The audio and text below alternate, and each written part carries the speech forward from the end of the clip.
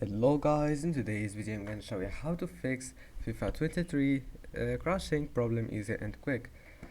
If you want to fix this problem, it's easy. All you have to do, just click here and then type startup apps, and now just turn off all the applications that you don't need it.